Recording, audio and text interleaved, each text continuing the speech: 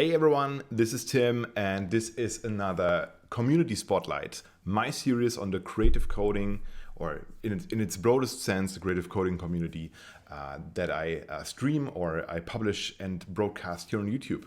So sometimes, maybe you know that sometimes you come across social media channels that you find very interesting. And one of these people that inspired me very, very much and that really again, shift the boundaries of what I was expecting was possible with creative coding was André Burnier, sorry. He lives in Brazil and he's also studied in the Netherlands. He's a graphic designer and he focuses on, destroying and distorting type. That's something that he just does, or that's what he does and shares on his Instagram channel. It's very inspirational.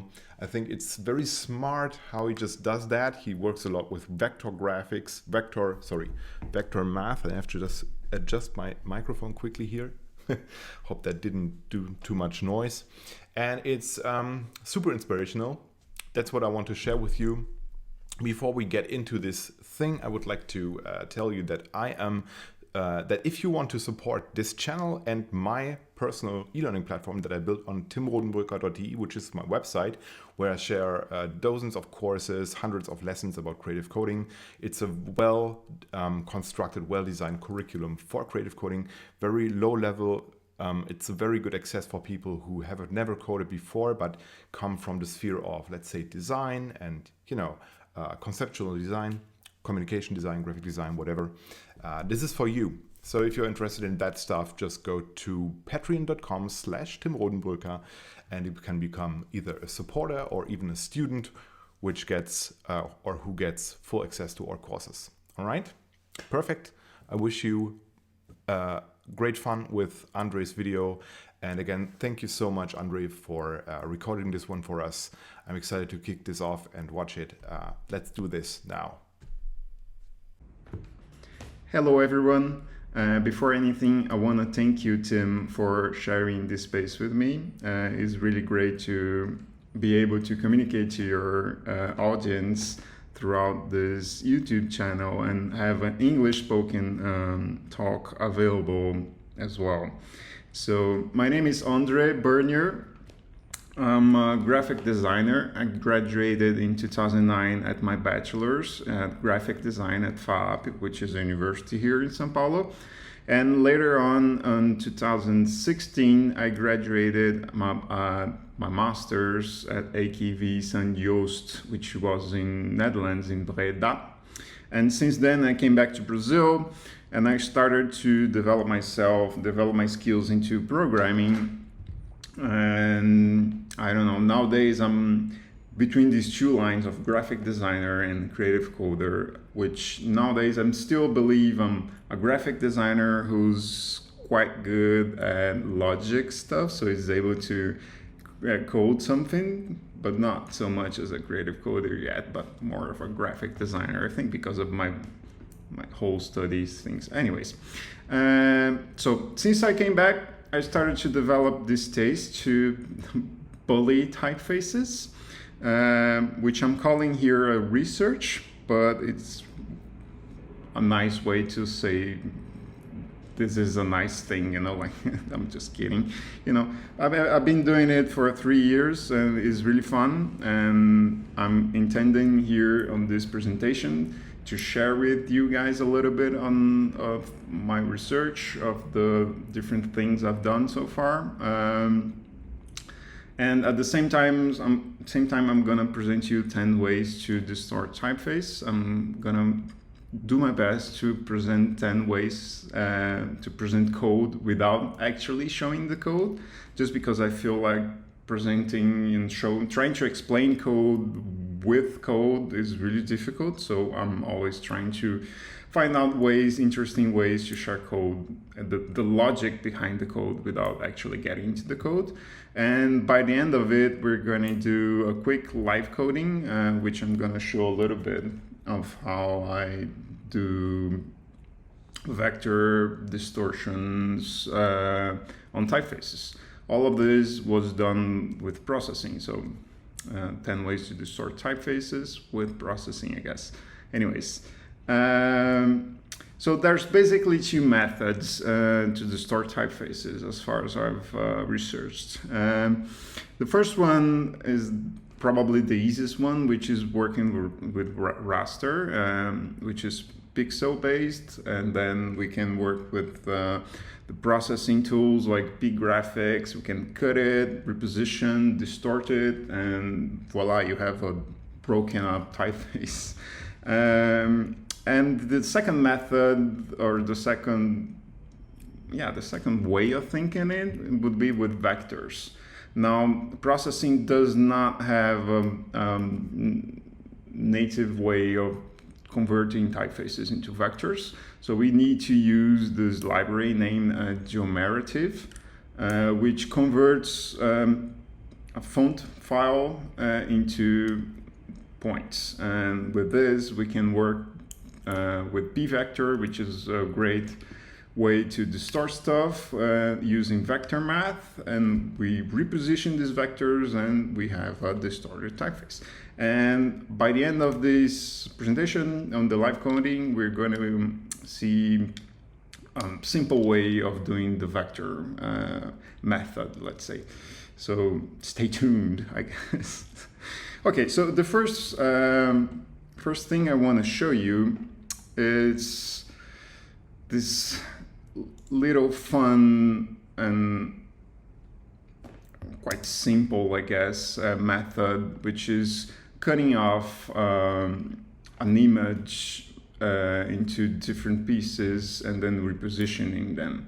So what is going on here? So basically, I have a P graphic, which I'm drawing this letter, this X letter, non-distorted, which is the original image. And then I have array of cutouts, which I cut using, probably I'm using mask here. So I'm cutting off all the circles on a different image, on a different P image. And then I have also an array of angles, which are like for each image, each cutout have its own specific angle, and then we make magic happen with code and everything works. So basically, I'm drawing the image, like setting up the original image, cutting off everything, randomizing the angles, and then within draw, I rotate everything in place and redraw everything and re-randomize the angles after some time, and going back to the zero and then re-randomizing and so on, which I think this method, Tim also goes through it on his course. I'm not 100% sure, but I think it does. Maybe not with masks, but different methods. But the idea is the same here, which is, I believe this was the sketch, which for the first time I felt like, okay, this is fun, like breaking out typefaces. So I really like to show off this sketch. So the second one I want to share with you is this. I like the logic behind of it is quite the same, similarly. So I have original P graphics, which I draw the liquid type image, and then I cut it off, but instead of cutting it in circles, I'm cutting off like in the grid. So I'll have a 2D P image array, and then within draw I'm calculating like distorting this grid with some kind of algorithm that I don't remember anymore because it's been a while since I did this, but anyways, and then after I distorted this grid, I'll redraw the images, but like distorted, so each square is a little bit distorted. So you can see here like each square like being distorted and how this affects the sketch, yeah. So although those raster methods are really good, really easy to use, you're really constrained within some kind of distortions or on what you can do with it. So eventually I started looking into like how to convert typefaces to vector. And probably the most common way people does this is using a library named geometric. With this library, you're able to convert the typeface, like a font, into points. But geometric does not give much support to converting the points back into like shapes, separating each letter, or even organizing what is a point from the outside, like this path here from this path here from the eye of the letter. So this makes really tough to redraw a letter. You convert it into points, and redrawing back into a shape is really complicated without these tools. But eventually I realized that geometric does have a way to separate paths, so you convert a type into the points, and it automatically separates like what is from each path. So what points are from the path from the outsides, and what path is from other shapes that are within this letter specifically. And I am able to organize each point between each letter, like to separate each letter on its own array, let's say like this. So basically what I'm doing is converting a string into a character. So I'm separating each character of a string, and then I'm using these function from geometric that's named get points in paths, that separates each path into a different array. And then from within all this, I get a 3D array of points. So the first dimension is regarding the letters. So each letter is separated in its own array. And then within each letter, it has a path. So each path is separated into an array as well. And then within each path, you get each point of this letter. And then with all these, I'm able to finally convert the points into a shape. So now that I'm able to do that, I can convert like string, a font, to these 3D arrays of points, and then I can use like processing, begin shape, end shape, begin contour, and contour, and apply some sort of distortion here before drawing the vertex. So I'm not gonna get really into this because this is the example I'm gonna show later on this presentation. But let me show what I've done, my first sketch that I've done within this framework. So this was my challenge, I say. Like I was trying to do something in 3D with these points, and when you're trying to do something like this with raster, it doesn't go as well as I wanted for some reason.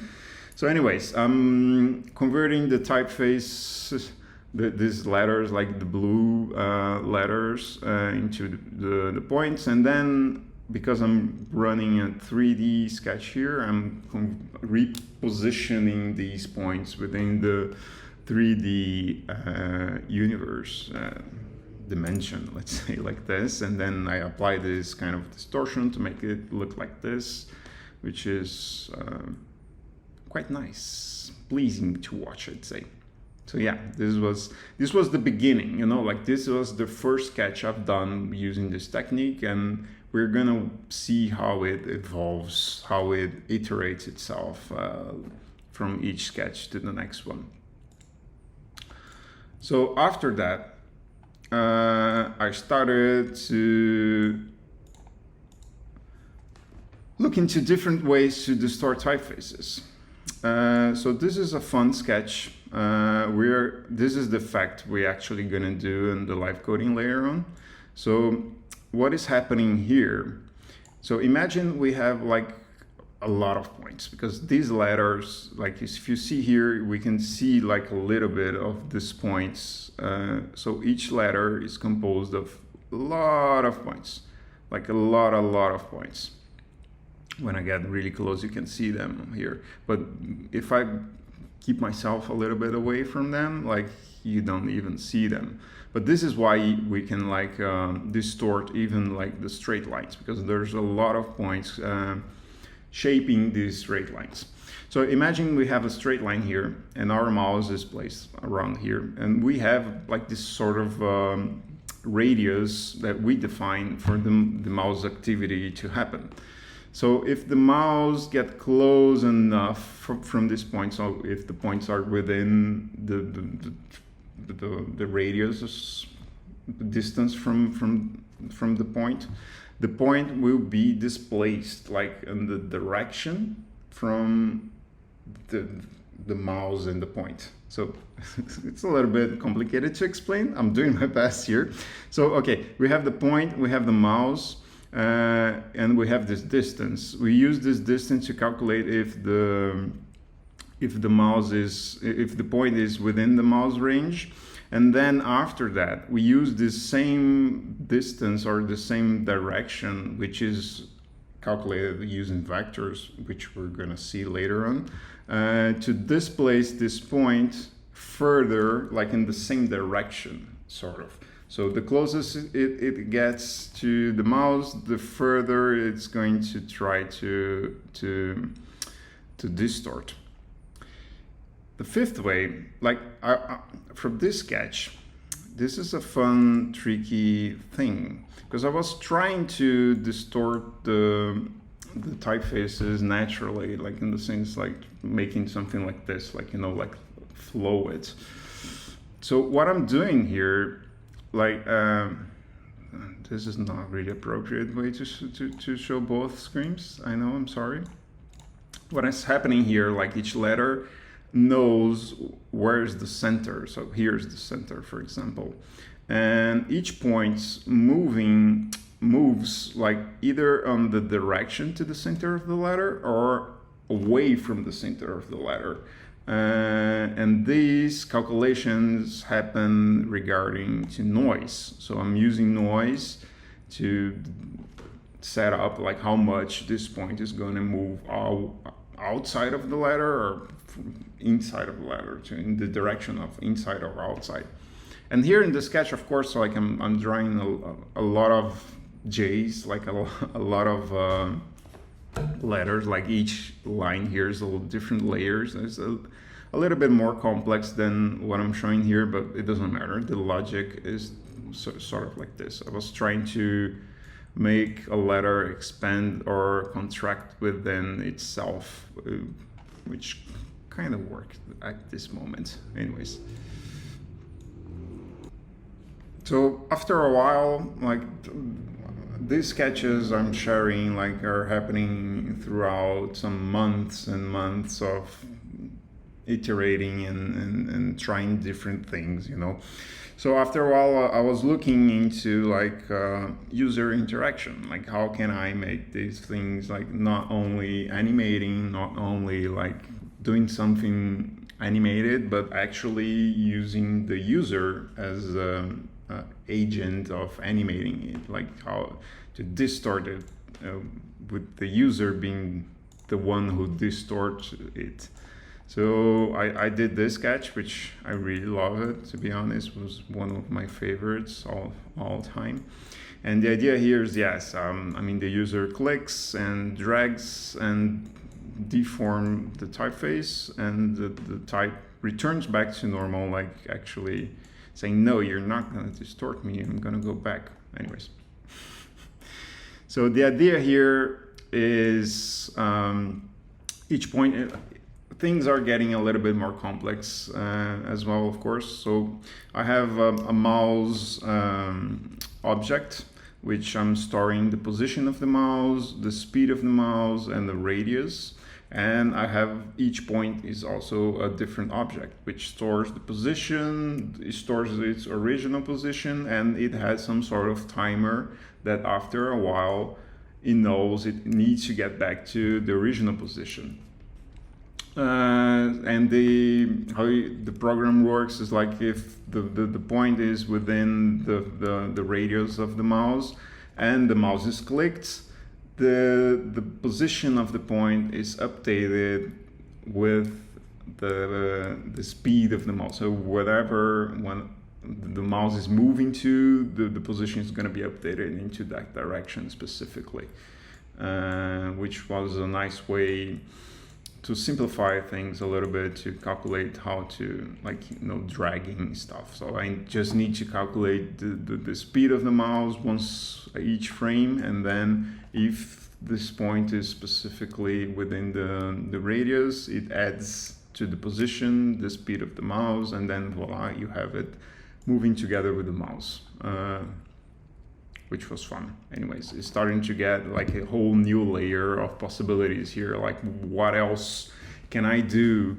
within this idea of like user interaction, And a bonus around here, like 7.5, this is another sketch which I really enjoy, which is also based on this idea of user interaction with points. And here, although it's similar to the past one, the previous one, with the position of the points and knowing the original position of it and the timer and everything like this, I do have this element, which is my mouse is no longer just based on a position and a radius, and now it's a position and an angle.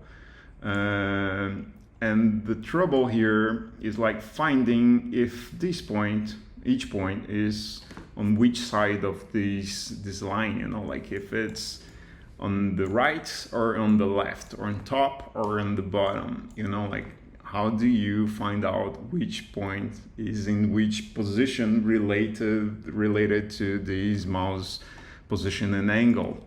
And the way I've done it is basically comparing the position between each point and the mouse. So it compares them, and we use vectors. So we have both positions of the mouse and the points, and if you subtract these two vectors, the vector you get is like the between each one of them. So you get like the direction from the mouse to the point, and then I can, using this, I can calculate the angles, comparing the angle between the point and the mouse with the angle of the mouse itself. It's a little bit complicated. I don't want to get too much into it, but basically if it's one side or the other, it's just shooting a different direction, and it shoots 90 degrees related to the mouse angle. So it gets the mouse angle at 90 degrees. If it's on the other side, it subtracts 90 degrees and it shoots in that direction. So it moves into one direction, and you get this quite cool effect. Yeah. Anyways, so moving on with complexity and this idea, like, how can I add more, make points more intelligent, like adding complexity to the points. And I was really looking for a way, like I remember it was something that stuck in my head for quite a while. How can I make a point know which side is the inside of the letter or the shape, and which direction is the outside of the shape? Because previously on the sketch of the J I shared with you, like I was trying to do something like this, but it doesn't really actually work that well, because depending on the letter, it won't work really well. If it's a complex shape, the letter, like pointing to the center of the letter is not really efficient. Not efficient, but precise in finding out which direction is the inside and the outside. So, and I thought about this for quite a while, like how can I find Like how can a point find which side is inside and outside? And the way I've done it, like the idea here is like getting 2 points that are neighbors from the point which you're calculating. It can be like direct neighbors, like the next and this, or it can be like a little bit further. It gives a little bit of a different effects depending on which neighbors you get. And then with these 2 positions, you calculate the angle between them, and you just add 90 degrees from that, and you get like sort of like a good enough idea where is inside and outside.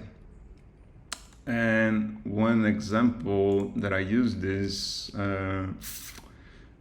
is with this letter O here.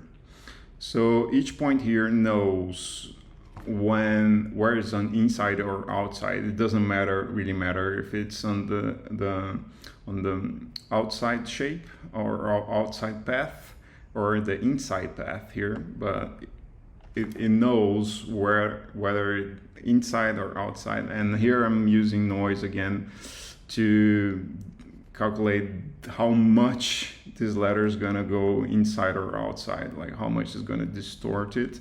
And I'm also using a bunch of layers here to draw these different lines just to make the effect a little bit cooler. But anyways, so the good thing about working with vector is that you can really add complexity to it. You can really make things like sort of intelligent or auto, like calculating different things, like the specific thing you need to calculate using vectors. And vectors are really, really powerful to work with. Anyways, moving on. Now I want to share the two last sketches, which are not vector based, but still really fun to work with. The first one, like this is a really fun tool, like simple actually. This is not vector, this is raster. So what is going on here? Like I have this original image that I draw using P graphics, and I just store it in the program and I'm just drawing it.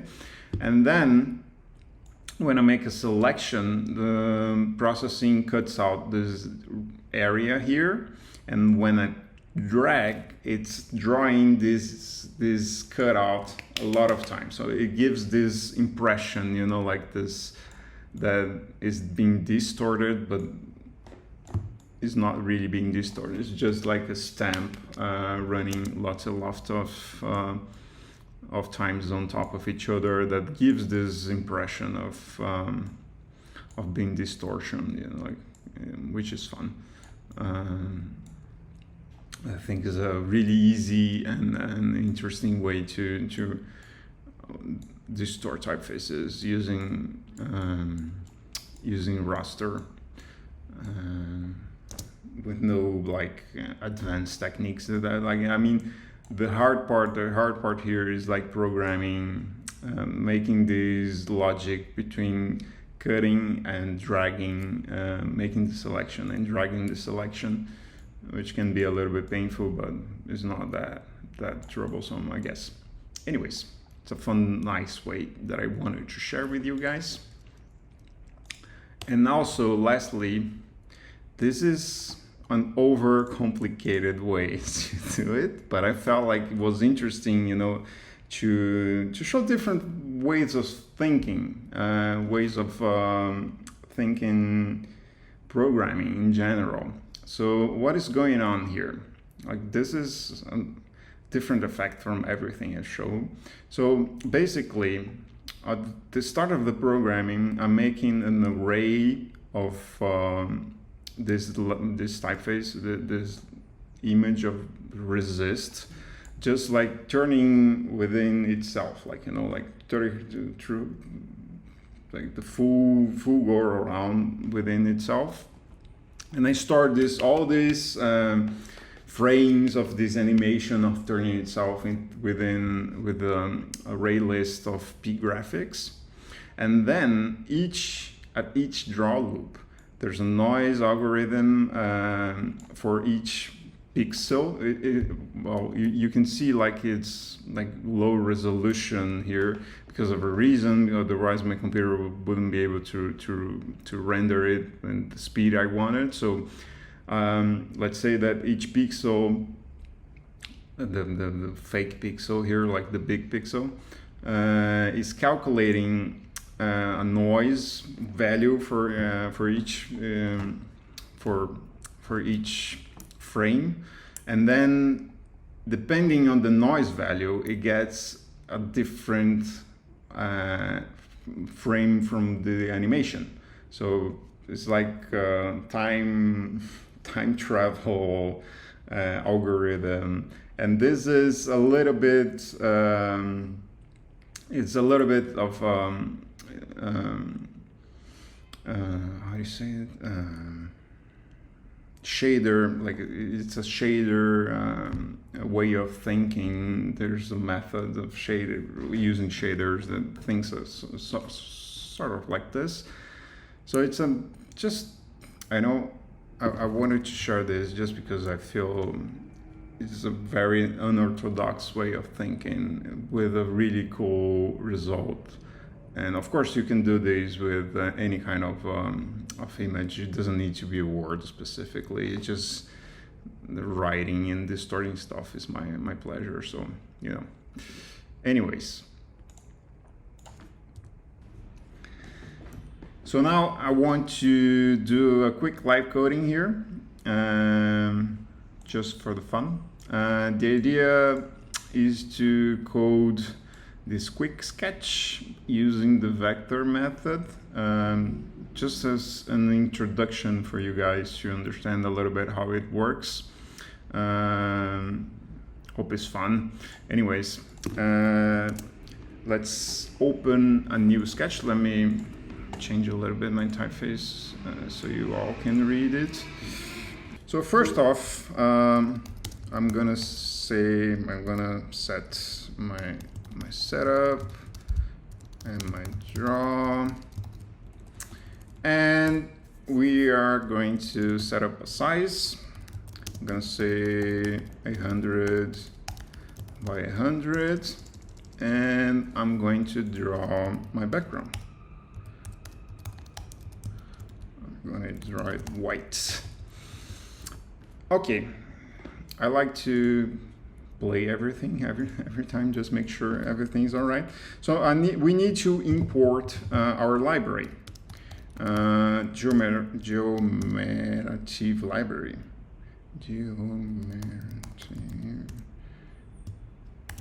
Our geometrative library. This is it. Let me just play it just to make sure this is working well. If there's no errors, you have it right.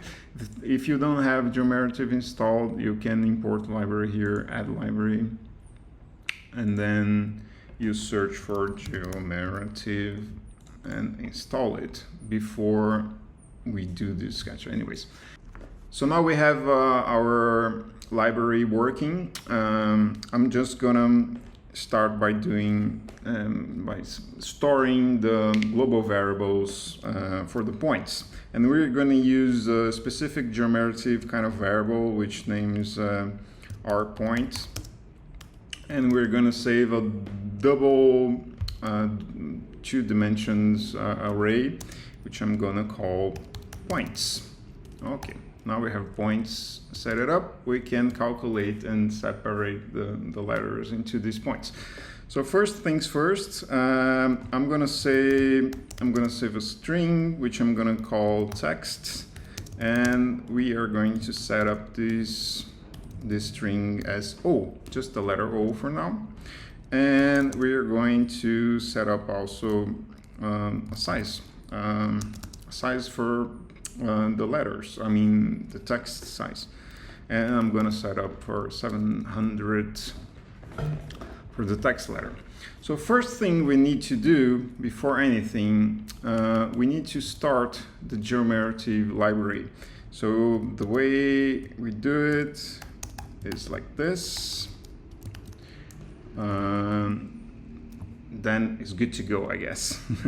So what we're going to do, like first thing, to convert the typeface into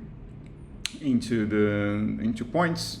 The first thing we need to do is like save the sketch and set up our typeface for it. So we're going to go to our desktop, and we need to place within our data folder, we need to place our sketch font, which I have separated here, my Arial Black. It needs to be a true type font, so TTF kind of font. Otherwise, geometric won't work. It needs to be TTF in order to work. So the first thing we need to do is converting the typeface into intermediary kind of a shape for geometric to be able to convert into points later on. So the variable name is our shape, and I'm gonna create it. I'm gonna call group, and we say rg.getText, and we send 4 values to it. The first one is the text. The second one is the name of the typeface. So I'm gonna copy here and paste it here. The third one is the size of the text. And the fourth one is the alignment. So I want it to be centered. So this is it. With this variable here, we are able to convert it into points. But before that, we need to set up the how far away each point is going to be from each other. And the way we do this is by setting up the polygonizer length. Beautiful. Let me say polygonizer length, which I'm totally certain I type it wrong. Let me say, no, it's right, actually. Perfect. So with this, I'm saying like basically each point is going to be 4 pixels distant from the past one. If you want to make something like with more points or like closer points, you set it up for 1, 2, 3, I don't know. But depending on the sketch you're doing, this might get really heavy for your computer to process all these points. Not here, but when you're drawing them and distorting them. Anyways, moving on. Now we have these shapes specifically. We can set up the points finally. So points will be equal to grp.getPoints in paths. And if I play just to check if it's running, yeah, this is it. So now I have my points being set up within this variable points, and everything should be fine at this point. Let's see. So first thing we want to draw, like find a way to draw it. But the problem is these points are just as X and Y positions. So we're going to use the processing begin shape and end shape functions to draw this letter. And before anything, we need to loop, because we have a 2D array, we need to loop within all these points, all these arrays, to draw each one of them, a vertex for each one of them. So we're gonna do like the nested loop here.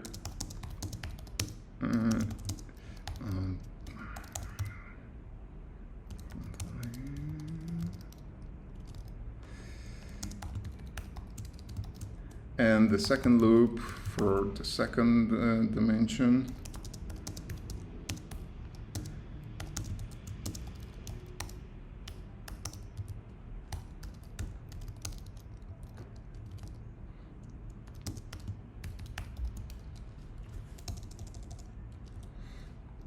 You need to be careful here on the second loop to loop within the points of the first the Y, the first dimension of the array. Just make sure like you're not looping the wrong dimension. Anyways, so now we can find out the x, which is going to be points I j dot x, and the y, which is points I j dot y, and we can draw a vertex at these positions, and let's play, see what we get.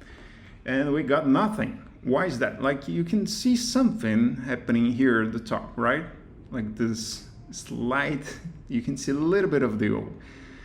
Why is this happening? Because like the way geometric works, like these points that it calculated, it all are from the point 0, 0. So the O is actually outside my screen on top here, because it's drawing the O from this point specifically.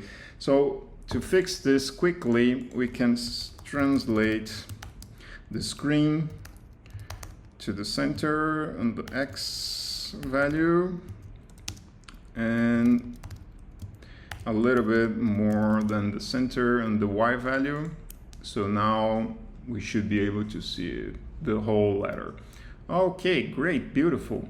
But one thing, you can see here this line. Why is this line here? Because although we have separated these outside path from the inside path, there's still, like, we're not separating the shape itself. Like, we just have begin shape, end shape. We don't have like a begin contour and end contour, which is to draw a shape within the other one. We don't have it set it up. This is why we're seeing this line, because basically it's drawing. When it ends the first path, it just starts the second one automatically. So it feels like it thinks it is the same shape, you know. So we need to separate it. And how do we do it? So just to think on the logic behind of it. So we have one path and then we have the second path. Usually the first path the first path is the shape itself, and the second path is usually the eye of the letter or the dot of the eye or something like this. So how we do it, we set up, we ask, like, if this is the second path that you're drawing, so if I it's bigger than 0, you can begin the contour, and I type it wrong somewhere, begin contour, and the same thing, we have to close this. So if, again, I is bigger than 0, and contour. And now if we draw it, yeah, now it's right, because each path is separated, and this is the whole magic here.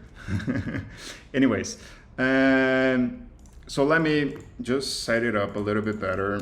I'm gonna set up with no stroke and a black background, just make it look good. Oh no, not black background. Sorry, a fill of 0, just make it look good. Okay, great, we have it now. So how do we distort it? Finally, let's get to this point. So we're going to use p vectors here, and the first thing I'm going to do is set it up my mouse p vector, because I'm going to have a p vector that is going to be following my mouse all around. So I'm going to say p vector mouse, which is going to be a global variable, and I'm also going to set up a global variable for radius, which is going to be like the area my mouse is going to affect things. And within the setup, I'm going to initialize the mouse. So the mouse is a new p vector at position 0, 0, just to start it. And then within draw, I'm gonna say mouse.set. I'm gonna set it up for my mouse X and my mouse Y. and we can draw it too. So let's draw this so we can see where the mouse is actually. So I'm gonna say like no fill and stroke to 55, 0, 0, and stroke weight of 2, and I'm gonna draw a circle at the position mouse X, mouse Y, and the radius multiplied by 2, and there we have it. We should have our mouse. So you can see like the mouse is not actually the position of my actual mouse. And why is this happening? Is because we translated everything. So we need also to translate the mouse itself, like the position of the mouse too. And how we do it? We could do like some fancy ways. I'm gonna do just the simplest and non-beautiful way, which is like subtracting the amount we translated prior to that. So it's not the best way, I guess, but the simplest one, so we don't, this live coding doesn't take like hours. I just want to find the simplest solutions here. So this is what we call in Brazil gambiarra. It's a very national thing, like it's finding a non-convenient solution for something. Anyways, now we have the mouse set it up and we can see where the area of interaction is. We can start to distort this all. Okay, how do we do it? So first things first, we're gonna distort it. Everything we're gonna calculate is gonna be within this area here, like when it's drawing each letter. So first thing, I wanna say, because we're working with vectors and we're gonna be doing some vector maths here, I'm gonna create a position for this point specifically that we're gonna be drawing. I'm gonna convert it to a vector. So I have now the position X and Y of these points saved on this position vector. Anyways, and instead of drawing the X and Y here, we're gonna draw in the position X and the position Y. Just make sure, because we're gonna distort this position specifically. So everything's running all right. Okay, perfect. Let's move on. So first thing we want to do is like check if the point is within this radius, right? And how do we do it? With the vectors, there's a really easy way to do it. Because if we get the position of the vector, let's say the vector is like right here, and we get the position of the mouse is right here. And we subtract each one of them, like the position of the point to the position of the mouse. What we get, if we subtract each vector, what we get is like the vector from the point till the mouse. So we get this vector here. And with this vector, you can calculate the magnitude of it and you get the distance between each point, and you have also the direction of between those 2 points. So it is a really nice way to work with it. So I'm gonna make a second vector here, which I'm gonna call position underline mouse, which I know is the vector between the position and my mouse. And this is, we're going to pvector.sub, which is the way you subtract 2 vectors. So we're gonna say position and mouse here. So now this p vector position mouse is the subtraction between position and mouse, which is going to be from one point to the next one. So the vector between these 2 points. Now we have this, we can calculate the distance. And the distance will be the position to the mouse dot magnitude. So now we have the distance between them. Quite easy, right? And we can say like if this distance is smaller than the radius, then it means that this point is within this within the radius of the mouse. And here we're gonna finally calculate the distortion.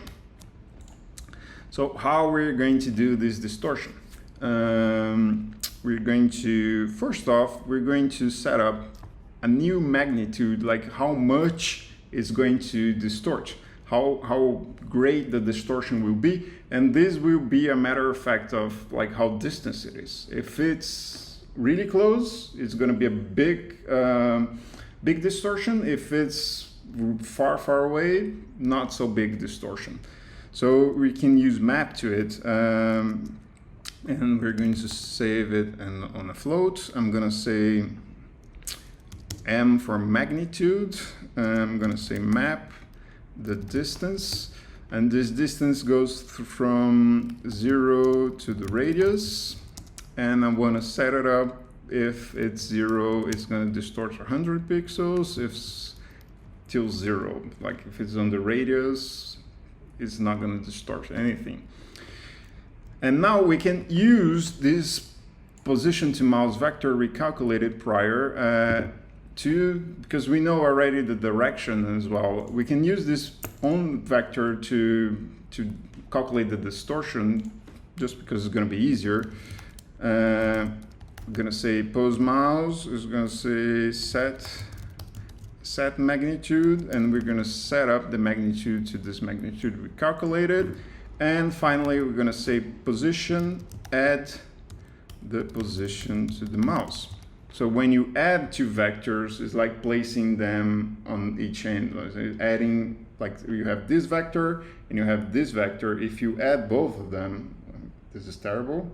If you add both of them, you get this vector. So my middle finger here would be the equal to adding two vectors together. So you have the first one, you add the second one, and then the result is this one, the middle one. So this is what we're doing here. And now look at that, it distorts. And I mean, you can play with it. If you add more distortion here, I don't know, 500, it gets really crazy. Some different effects, you know. I mean, I invite you to have fun with it and play with it, with this little algorithm, and maybe share with me. I'll be happy to see what you do with it. I hope you enjoy this. Anyways, this is it for now. I'd say if I can leave you a last message is bully your type, beat your letters or something like this. I want to thank Tim again for this space. If you want to follow me on Instagram, there's my at Burnier. I usually share some silly stuff there, which is fun. And if you want to check out my website that has more, like has the professional work, let's say, you can check me at andreburnier.com. Yeah, again, thank you and see you. Bye-bye.